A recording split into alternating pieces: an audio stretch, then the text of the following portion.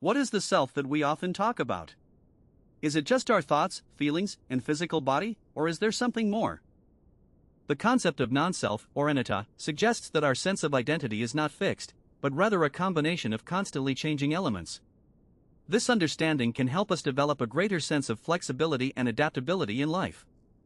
For example, consider a river, which is constantly flowing and changing, yet we still call it the same river.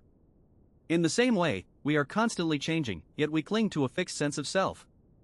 One common misconception about non-self is that it means we don't exist or that we're not important.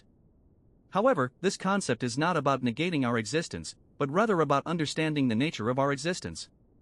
It's about recognizing that we are part of a larger web of relationships and interconnectedness, and that our individual identities are not separate from the world around us.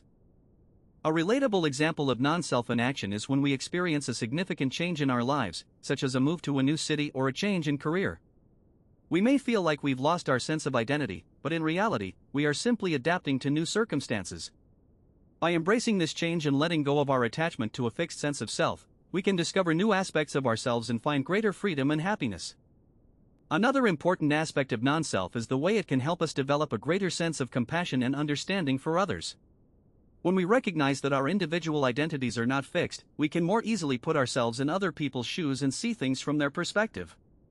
This can lead to greater empathy and connection with others, and a more harmonious and peaceful community. Take a moment to reflect on your own sense of self and how it may be limiting you. Can you think of times when you've clung to a fixed identity or resisted change? Try to cultivate a sense of curiosity and openness, and remember that your true nature is not fixed, but rather a dynamic and ever-changing process.